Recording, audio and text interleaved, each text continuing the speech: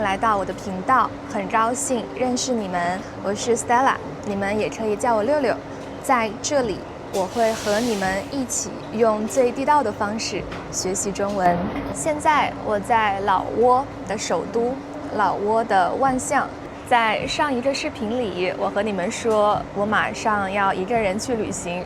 那现在我就已经在老挝的万象了。我本来是要和2个朋友一起来这里，因为我和我的2个老朋友也已经很久没见面了。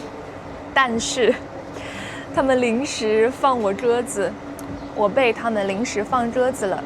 但是我不想改变我的旅行计划，所以我现在还是来到了老挝。其实一开始来老挝之前，我有很多的刻板印象。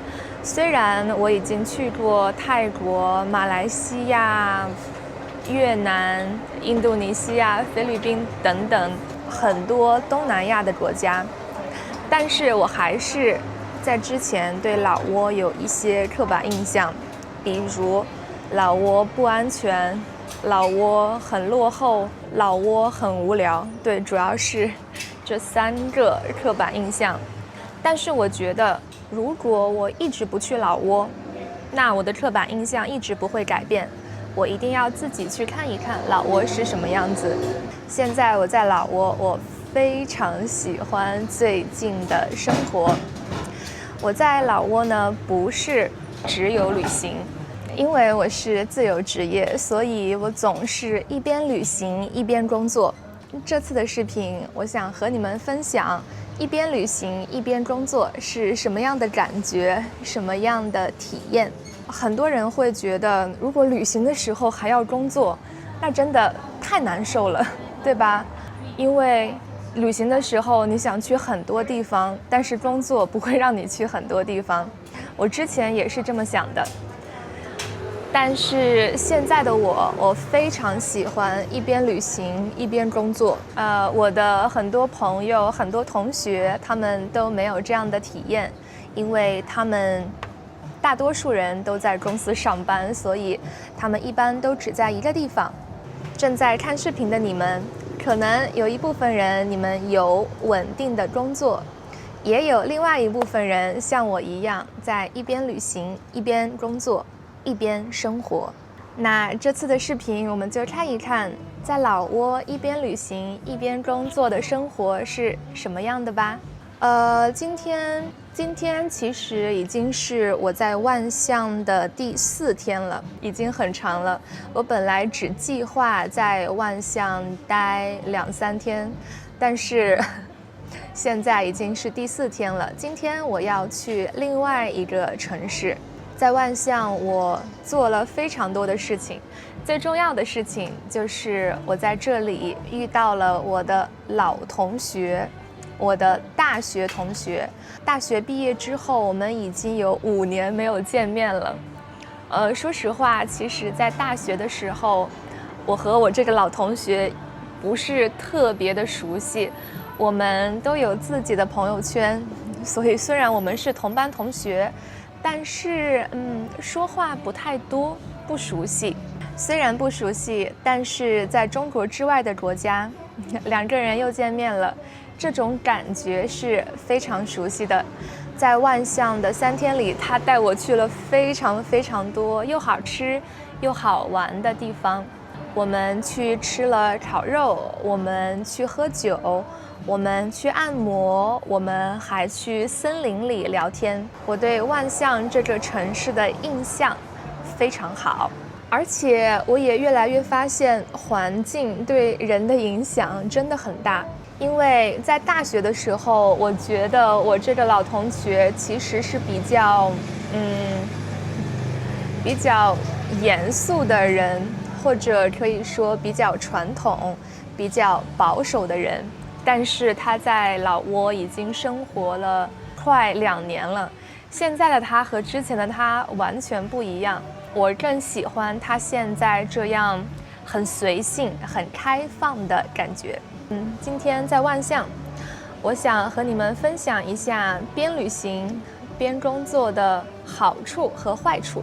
第一个好处就是我可以慢慢的旅行，慢慢的体验生活。在这样的生活里，我其实不是一个游客，因为我不会去很多的景点。我把我的节奏放慢，我可以慢慢的去体验当地的美食、当地的生活节奏和当地的文化。每天白天我一般都在酒店工作。其实不是酒店，我旅行的时候很喜欢住在青旅，因为有很多像我一样边旅行边工作的人。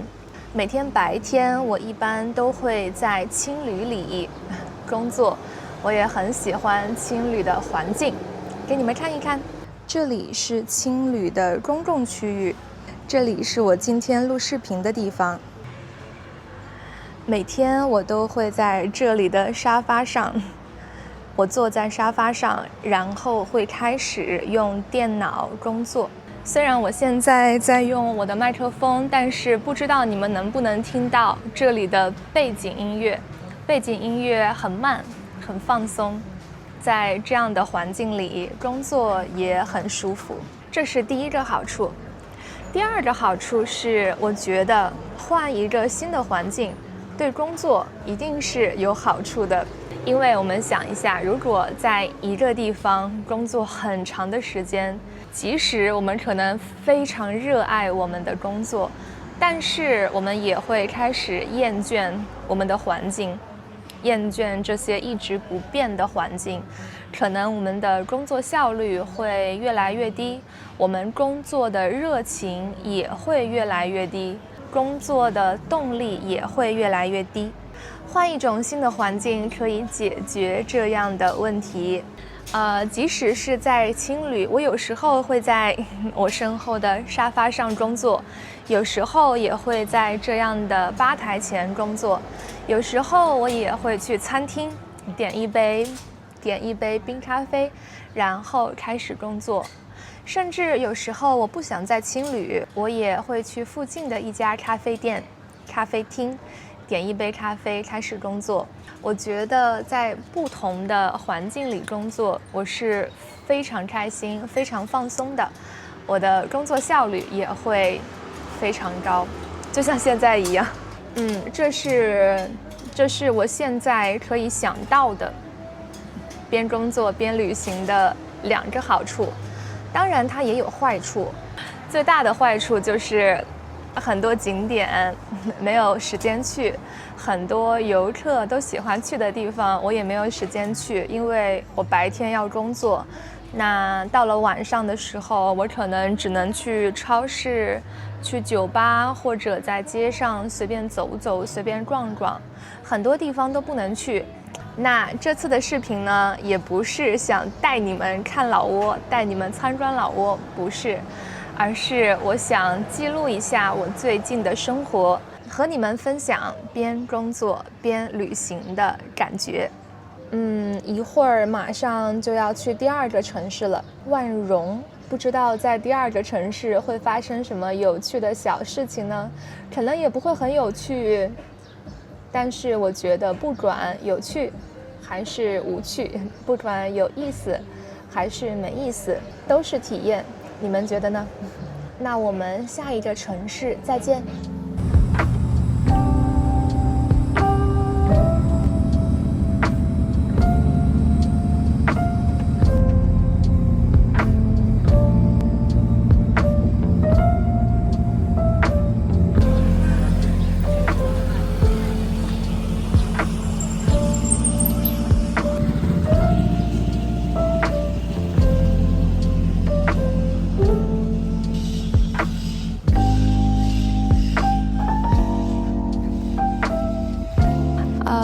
今天就是我在老挝的第2个城市了。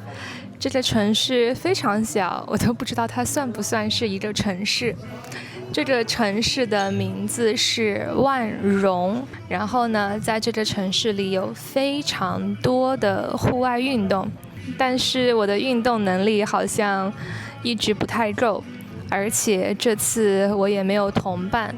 这次我更喜欢是一个人度过一些时间，或者是如果有缘分的话，可以在路上随机碰到几个人一起聊一聊天。今天早上我自己租了一辆摩托，我的摩托车技术还可以，我自己租了一辆摩托，然后呢随便骑一骑，我也不知道我能骑到哪里，但是我觉得骑摩托的时候路上的风景非常好看。今天呢刚刚正好肚子饿了，所以在地图上随便找了一家饭店来吃饭。在这个饭店里有好多的志愿者，但是这些志愿者他们也都不太年轻，我觉得应该有50岁60岁了吧，5、60岁了，但是他们看起来非常年轻，他们很健谈，他们的眼睛里有光，甚至有一个女生，或者不应该是女生了，甚至有一个女性，她和她的女儿一起来做志愿者。然后呢，我和他们聊了很多，听了听他们的故事，他们也听了听我的故事。我觉得这个是旅行对于我来说很重要的一个方面，就是即使你一个人的时候觉得自己不成功，自己很失败，自己很焦虑，但是在旅行的路上，你和别人分享你的故事，你也去听一听别人的故事，你才会发现原来每一个人的生活方式都不一样，每个人的生活都有很精彩的地方，当然也会有一些不满意的地方，这是很正常的。没有一个人是完美的，也没有一件事情是完美的，没有一份工作是完美的，但是最重要的就是我们都在按照自己的方式生活。所以呢，今天我骑摩托，我也没有去很多的景点，但是在这个饭店和他们聊天，让我收获了很多。这也是边工作边旅行的一个好处吧。旅行的时候，可能有时候你是在玩，但是更多的你在给你的生活提供更多的动力，旅行之后可以更好的工作。你们觉得呢？欢迎在评论区里告诉我你们的想法。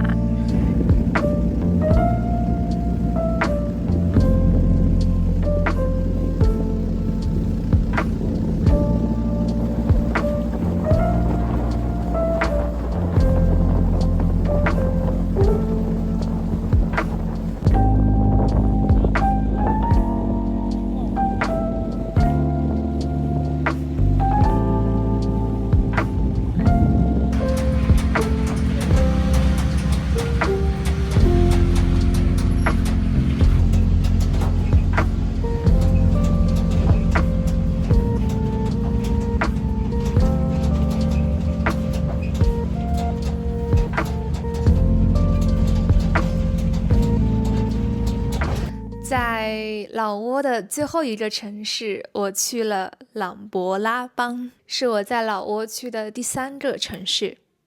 在琅勃拉邦，我一共待了5天时间，5天白天和5天晚上，5天5晚。我觉得在琅勃拉邦的这段时间里，我不像是在旅游，我更像是在躺平。躺平就是 lie flat， 你们应该都听说过内卷这个词，内卷 rat race 这个词前几年非常火，最近几年也很火。内卷的意思就是大家都在非常努力，为了竞争，但是竞争的目的是什么呢？是为了更有钱，还是为了有更高的社会地位？很多人都不知道，但是所有人都在很努力，没有目标的努力，这就是内卷。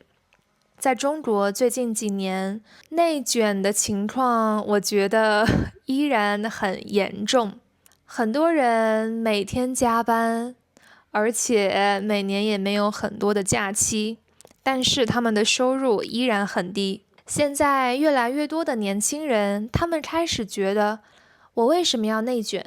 我到底要成为一个怎么样的人？越来越多的年轻人，他们开始探索自己，所以也有越来越多的年轻人开始躺平了。但是这个躺平的意思不是说我不工作，我不努力，不是。躺平的意思是给自己更多的时间去思考自己要成为一个什么样的人，不要给自己很多的压力，不要去思考自己一定要完成什么目标，享受过程就好。那在朗勃拉邦的5天5晚，我觉得我一直在躺平。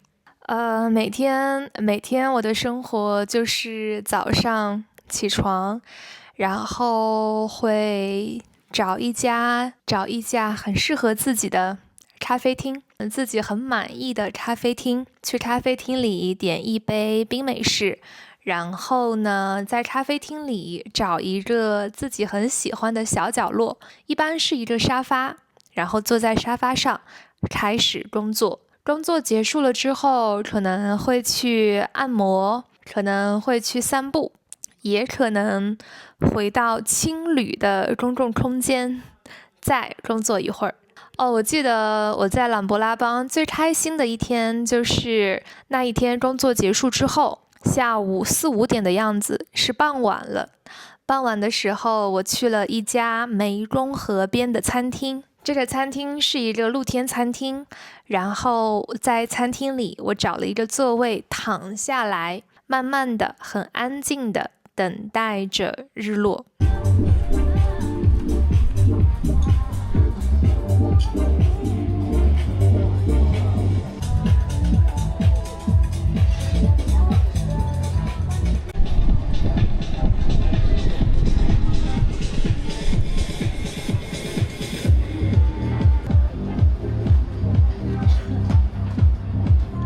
这是我最喜欢的一天晚上。在青旅里，我看到了非常多不一样的人，我看到了各种各样的人。我看到了一个阿姨，她今年我觉得已经50多岁了，她只会说中文，不会说英文，更不会说任何其他的语言。但是他很勇敢，他自己一个人从中国坐火车到老挝，然后又准备从老挝坐火车到泰国。我还看到了一个女孩，她今年30多岁了，她从前是一位设计师，但是因为最近中国的经济情况不太好，所以工作机会越来越少。去年他被裁员了，所以他失去了他的工作，但是他开始了自己的旅行。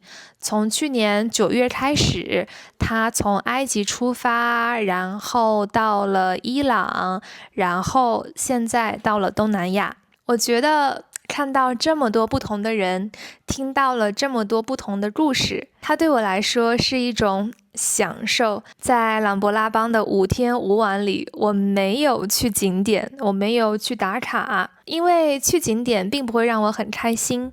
我最开心的就是自己租了一辆摩托，然后那一天没有工作，所以我租了一辆摩托，和一个我在青旅认识的女生朋友，我们一起骑摩托，骑了差不多30公里，去了一个瀑布。在瀑布边上，我们继续躺下来放松，听音乐，看着天空，也不说话。我很喜欢这样安静的时刻。但在朗勃拉邦的时候，我也体会到了工作和生活的一个割裂感。边工作边旅行的时候，会感觉到工作和生活的割裂感。割裂感的意思就是这两个东西它们不是一起，工作是工作，生活是生活。工作的时候发现我不能享受生活，生活的时候我发现我不能专心工作，工作和生活有很强的割裂感，我没有办法平衡。我记得在朗勃拉邦的前3天，我一直在非常努力的工作，因为我的工作很多。工作的时候我很认真，我很专心，所以我非常不喜欢和别人说话。我的性格也变得非常内向，我甚至觉得很多人都很烦，我觉得青旅里的人也很烦。那个时候我也很困惑，因为我觉得我没有体会到旅行的快乐。然后我和一个朋友打了电话，他给了我一个建议，他和我说，你在旅行的时候，你要放松自己，你要把自己投入到旅行中。在工作的时候，把自己投入到工作中，但是工作之后，你就要把自己投入到旅行中。然后我尝试着放松自己，尝试着和别人聊天，把自己投入到旅行中。在琅勃拉邦的最后2天里，我玩得非常的开心，我开始很开心的和别人聊天，开始想听到别人的故事。所以在琅勃拉邦的5天里，我学会了一个东西，就是边旅行边工作，最重要的就是要学会平衡。如果你一直很努力工作，你一定会觉得累。如果你一直只旅行，你可能也会觉得累。边工作边旅行，它实际上是一个平衡的过程。不论我们做什么事情，都要投入。工作、生活、爱情、友情，我们都要把自己投入到这些事情里面去，才可以享受。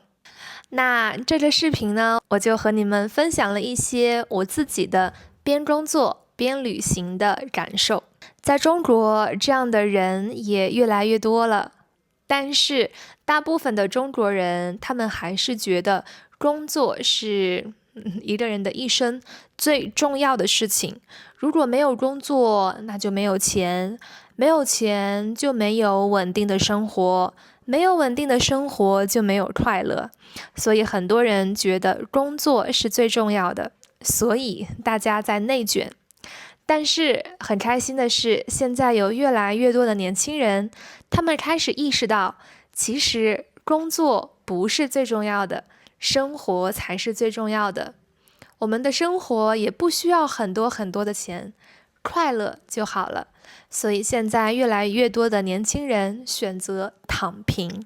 之前我还没有毕业的时候，我也不敢，我也想象不到，我也想不到自己现在会有这样的生活，边工作边旅行。但是我觉得，只要我们努力改变，只要我们很勇敢的改变，一切就会越来越好。如果你已经有稳定的工作，但是想体验不一样的生活方式，我推荐你尝试边工作边旅行。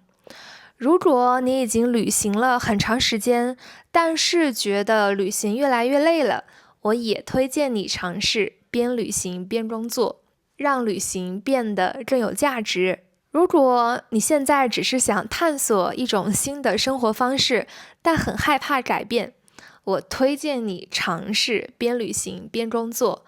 改变是一件很美丽的事情。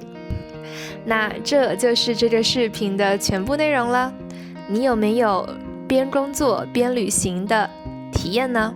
如果你有这样的体验的话，欢迎你在评论区里和我分享。